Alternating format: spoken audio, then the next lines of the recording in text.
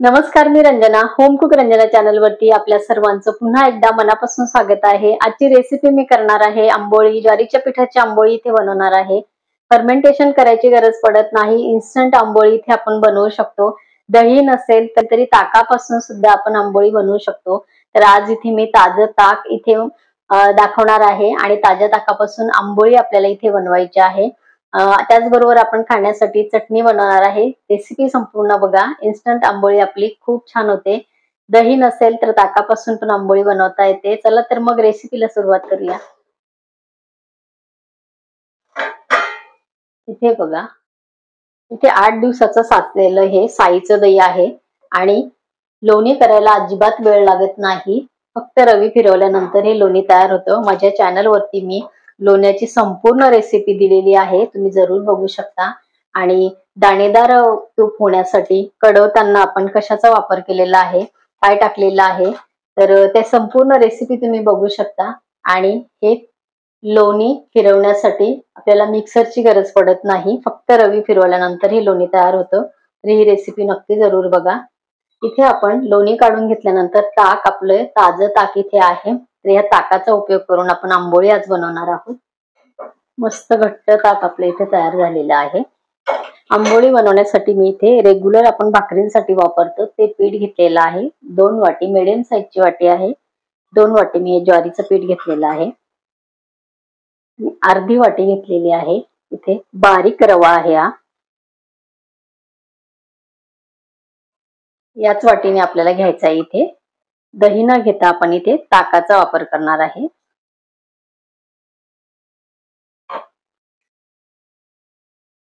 एक पूर्ण भरून वाटी आपण घेतलेला आहे ताक. ते आपल्याला या बाउल मध्ये घालायचं आहे. 1 वाटी संपूर्ण आपण इथे ताक आपल्या ह्या पिठामध्ये घातलेला आहे. परत आपली दुसरी वाटी आपण इथे घेतलेली आहे.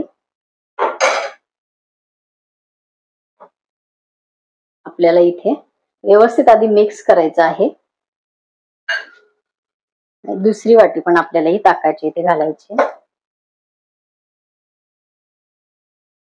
2 वाटी आपल्याला इथे करायचं आहे. 2 वाटी आपण पीठ घेतलेलं आहे. 2 वाटीसाठी 2 वाटी ताकाचा वापर करायचा आहे. यानंतर आपल्याला जर पाणी लागलं तर आपण इथे पाणी वापरणार आहे. आता ताकाचा आपल्याला इथे वापर करायचा नाही.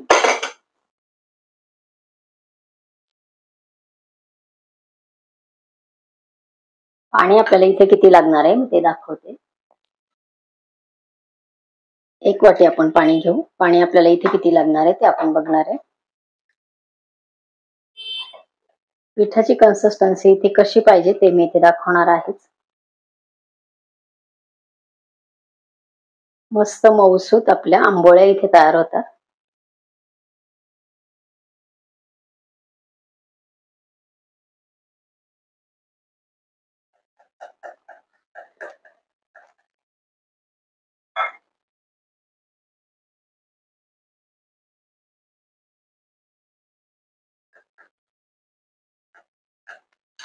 रव्यामुळे आपल्या ज्वारीचं पीठ आणि रवा फुलून येणार आहे. तर आपण 2 वाटी वापरलेला आहे. 2 पिठासाठी 2 वाटी आपण वापरलेला आहे ताक आणि 1 वाटी आपण इथे घातलेला आहे पाणी.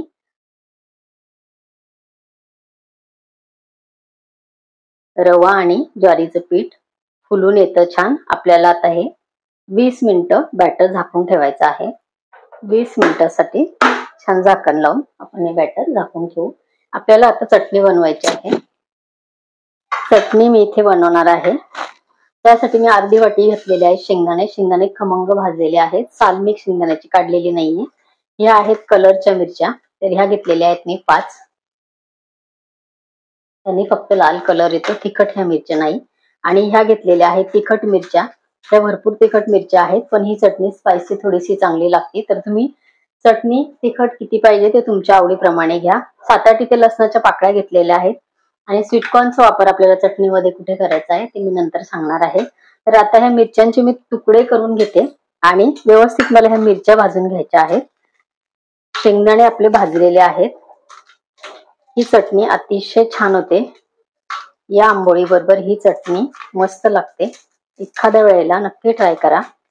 तुकडे केल्यानंतर मिरची भाजली तर व्यवस्थित भाजल्या जाते आणि आपल्याला मिक्सर करायच्या वेळेला पण ती सोपी पडते, म्हणून असे तुकडे मी इथे करून घेते मिरचीचे. कढईमध्ये अगदी थोडंसं तेल घालून आणि ही व्यवस्थित मिरची आणि लसूण मी व्यवस्थित भाजून घेणार आहे. लोखंडी कढई मी ठेवलेली आहे गॅसवर. सर्वांना भाजून घेणार आहे स्वीटकॉर्न. छोटी वाटी घेतलेली आहे. अगदी थोडंसं तेल घातलेलं आहे. त्या चुल्यावर घेऊनच तेल घातलेले. चिमटीभर फक्त मी मीठ घेतले. छोटीशी चिमटी अशी, जेवढं छोट्याशा याच्यामध्ये मीठ बसेल तेवढंच मीठ या कॉर्नवर मी टाकलेलं आहे. स्वीटकॉर्न आपले इथे व्यवस्थित खमंग भाजलेले आहेत. अशा पद्धतीने आपल्याला हे छान भाजून घ्यायचे आहे. भाजल्यानंतर एका वाटीमध्ये मी काढून घेते. इथे आपल्याला लसूण आणि मिरची भाजून घ्यायची आहे. थोडंसं तेलाचा वापर आपल्याला इथे करायचा आहे. मिरची आपली इथे खमंग भाजून झालेली आहे. गॅस मी बंद केला आणि या गरम कढईमध्ये भाजलेले शेंगदाणे टाकलेले आहेत. लसूण पण आपल्या इथे छान भाजलं गेलेलं आहे. थोडंसं थंड झालं की आपल्याला हे मिक्सर मध्ये फिरवून घ्यायचं आहे. ही चटणी आपल्याला छान बारीक वाटून घ्यायची आहे. थोडंसं पाण्याचा वापर आपल्याला इथे करायचा आहे. मिक्सरच्या भांड्यामध्ये मी ही काढून घेतलेलं आहे. चवीपुरतं मीठ घातलेलं आहे. थोडं पाणी टाकून आणि हे बारीक चटणी मला इथे वाटायची आहे. मिरची ही तिखट आहे, तरी या आंबोळीवर थोडीशी तिखट चटणी छान लागते. तुम्ही तुमच्या आवडीप्रमाणे तिखट घ्या. चटणी इथे आपली तयार झालेली आहे. थोडं पाणी घेऊन मी चटणी बारीक वाटून घेतलेली आहे. मस्त इथे आपली चटणी तयार झालेली आहे. 20 मिनिटं आपल्या या बॅटरला झालेली आहेत. चवीपुरतं आता आपल्याला घालायचं आहे मीठ.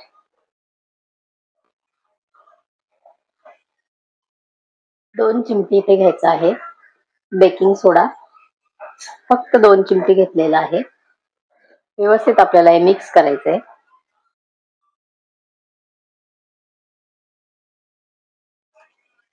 4 ते 5 मिनिटं आपल्याला हे छान फेटून घ्यायचं आहे.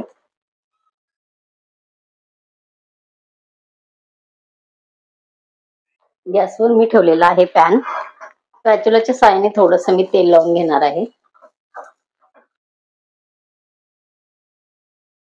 पॅन चांगला गरम झाल्यानंतरच आपल्याला आंबोळी टाकायची आहे, नाहीतर आंबोळी आपली चिटकेल पॅनला.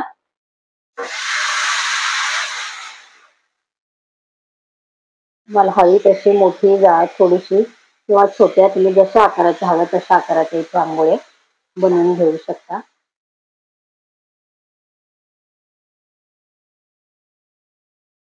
व्यवस्थित फक्त सांगितल्याप्रमाणे पीठ व्यवस्थित सोडा आणि मीठ घातल्याच्या नंतर एकदम 4 ते 5 मिनिटं आपल्याला व्यवस्थित फेटून घ्यायचं आहे. आंबोळी आपले खूप छान होतात. सर्व बाजून व्यवस्थित आपल्याला ते वरचं सुकल्यानंतर आपण आंबोळी उलटी करून टाकायची आहे. आता गॅस मी इथे मीडियम ठेवलेला आहे. एक साईडनं आंबोळी मस्त आपली छान तयार होऊ द्यायची. वरचं संपूर्ण सुकलेलं आहे. तुम्ही इथे लोण्याचा, तुपाचा, तेलाचा वापर करू शकता. मी इथे थोडंसं लावलेलं आहे तेल. ह्या आंबोळ्या एकदमच छान होतात. बघा, जाळीदार एकदम छान ही आंबोळी तयार होते. आणि ताक ताजं असेल तर आंबोळीची खाण्याची मजाच काही वेगळी आहे. आंबट पण लागत नाही जास्त, पण त्याचे स्वाद अतिशय छान लागतो. आणि त्याबरोबर आपण जी चटणी बनवलेली आहे तर त्या चटणीची मजा औरच आहे. हे बघा, जवळून आंबोळी दाखवते. अशाच मी सर्व प्रकारच्या आंबोळ्या तयार करून घेणार आहे. हे आपल्या संपूर्ण आंबोळ्या तयार झालेल्या आहेत. मऊ लुसलुशीत आपल्या आंबोळ्या इथे तयार झालेल्या आहेत. जाळीदार आणि एकदम मऊ. या प्रकारे आंबोळ्या तुम्ही नक्की करून बघा. 2 आपले वाट्या ज्वारीचं पीठ होतं आणि अर्धी वाटी आपण घेतलेली होती रव्याची. तर आपल्या आंबोळ्या बघा इथे 7 आणि ही एक छोटी 8 आंबोळ्या आपल्या इथे तयार झालेल्या आहेत. अतिशय छान ही चटणी लागते आणि आंबोळीमध्ये ताक असल्यामुळे मस्त आंबट आणि आपली तिखट ही चटणी, हे कॉम्बिनेशन अतिशय छान आहे. नक्की करून बघा. भाजून घेतलेले जे कॉर्न आहे ते आपल्याला या चटणीवर घालायचे आहे आणि या चटणीच्या वरून हे घालून आपल्याला आंबोळी बरोबर खाऊन बघा, अतिशय छान लागते. मस्त जाळीदार मऊसूत आपली आंबोळी इथे तयार झालेली आहे. आजची रेसिपी तुम्हाला कशी वाटली कमेंट करा. रेसिपी आवडल्यास इतरांना शेअर करा. माझ्या चॅनलवरती अनेक प्रकारचे पदार्थ दिलेले आहेत. घावणांचे प्रकार आहेत, भाकरींचे आहेत, अनेक रेसिपी आहेत. जरूर चेक करा. त्याची लिंक खाली डिस्क्रिप्शन बॉक्समध्ये दिलेली आहे. तुम्ही मला इंस्टाग्राम आणि फेसबुकवर सुद्धा फॉलो करू शकता. तसेच माझ्या व्हॉट्सअप चॅनलला ऍड होऊ शकता. त्याची सुद्धा लिंक मी खाली डिस्क्रिप्शन बॉक्समध्ये दिलेली आहे. तुम्ही बघू शकता. एखादी रेसिपी तुम्हाला आवडली तर जरूर करून बघा. तुमच्या कमेंट कळवा आणि माझ्या चॅनलवरती तुम्ही नवीन असाल तर होम कुक रंजना चॅनलला सबस्क्राईब करा. बाजूचं बेल आयकॉन दाबा म्हणजे माझ्या येणाऱ्या रोजच्या नवीन रेसिपीचं नोटिफिकेशन तुम्हाला मिळेल. परत अशीच एक हेल्दी आणि टेस्टी रेसिपी घेऊन मी भेटणार आहे उद्या सकाळी. तोपर्यंत बाय बाय.